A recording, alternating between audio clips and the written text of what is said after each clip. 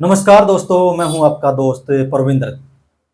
हरियाणा में चुनाव हो रहे हैं और ऐसे में सबकी नजरें इस बात पर टिकी हुई हैं कि जो लाडवा की जो हॉट सीट है, जहां से मुख्यमंत्री नायब सिंह सैनी चुनाव लड़ रहे हैं, आखिरकार उस सीट का क्या हाल है। क्या वो वहां से जबरदस्त जीत हासिल करेंगे? क्या उन्हें विपक्ष से वहां से चुनौती मिल रही है या फिर वो मुकाबला हार जाएंगे? तमाम सवाल हैं जो हर किसी के जहन में उठ रहे हैं कि आखिरकार लाडवा में क्या होगा। दूसरी तरफ लोगों के मन में यह बात भी है कि सीएम नायब सैनी ने पहले नारायणगढ़ से चुनाव लड़ा, उसके बाद कुरुक्षेत्र से सांसद का चुनाव लड़ा, उसके बाद विधायक का चुनाव वो करनाल से लड़ते हैं और इस बार वो लाडवा पहुंच जाते हैं। तो आखिरकार इसके पीछे वजह क्या है?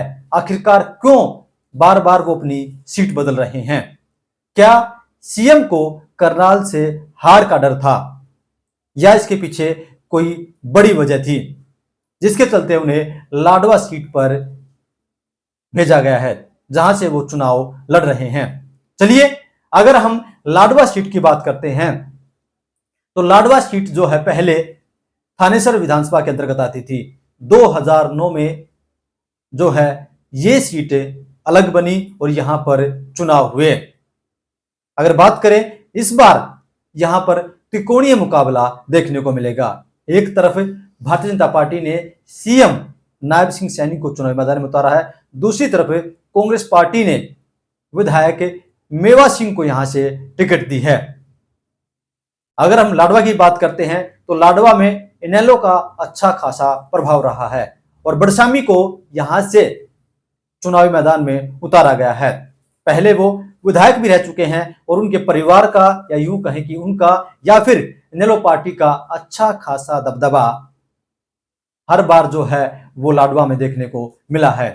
तो कुल मिलाकर हम ये कह सकते हैं कि यहाँ पर त्रिकोणीय मुकाबला है और त्रिकोणीय मुकाबले में कौन सीट को निकालेगा ये अपने आप में एक बड़ा सवाल बना हुआ है।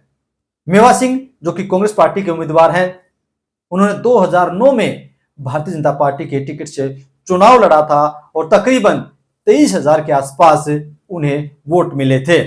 उसके बाद वो कांग्रेस पार्टी में शामिल हुए और वो वहां से चुनाव लड़कर विधायक भी बन चुके हैं। इसके अलावा बड़श्यामी भी यहां से विधायक बन चुके हैं, लेकिन जेबीटी घोटाले में वो जेल में गए। उसके बाद उनके परिवार के जो सदस्य हैं वो चुनाव में उतरते रहे हैं। हालांकि उन्हें जरूर हार का स्वाद हर बार चखना पड़ा है।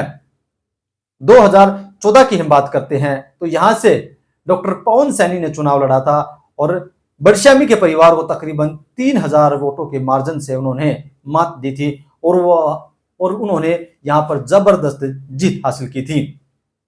2019 की हम बात करते हैं तो 2019 में डॉक्टर पवन सैनी लगभग 12,000 वोटों के अंतर से मेवा सिंह से चुनाव हार गए थे। लेकिन 2024 में जब हम आते हैं तो लोकसभा चुनाव हुए और लोकसभा चुनाव में अगर हम लाडवा विधानसभा में देखते हैं तो यहां पर भारतीय जनता पार्टी को जबरदस्त फायदा हुआ था।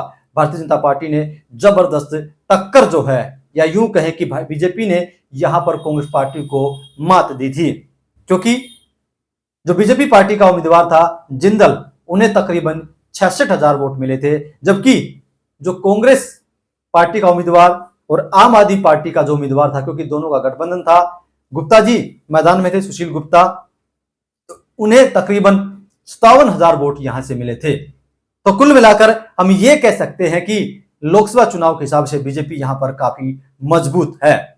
दूसरी तरफ यहां पर जातीय समीकरण वे अपने आप में एक बड़ी भूमिका निभाते हैं, क्योंकि नायब सिंह सैनी समुदाय से आते हैं, जबकि मेवा सिंह जो है वो जाट कम्युनिटी से आते हैं। तो यहां पर तकरीबन 30,000 वोट जो हैं वो जाटों के हैं और 45,000 के आसपास जो वोट हैं वो यहां पर सैनियों के हैं। इसके अलावा यहां पर कश्यप हो या सिख जाट हो, तो कई यहां पर कम्युनिटी है जिनके यहां पर किसी के 10,000, किसी के 15,000, किसी के 20,000 वोट हैं। तो ऐसे में माना यह जा रहा है कि सीएम को इसका बड़ा फायदा मिलेगा। सैनियों के वोट तकरीबन सीएम को जाएंगे और इसके अलावा जो दूसरी कम्युनिटी है उसके वोट भी यहाँ पर सीएम को मिलेंगे। तो ऐसे में यहाँ पर त्रिकोणीय मुकाबला अवश्य ही होने जा रहा है, लेकिन सीएम की यहाँ पर लीड लेते हुए सीएम यहाँ पर साफ तौर से नजर आ रहे हैं। लेकिन नतीजे क्या आएंगे ये तो आने वाला वक्त ही बताएगा।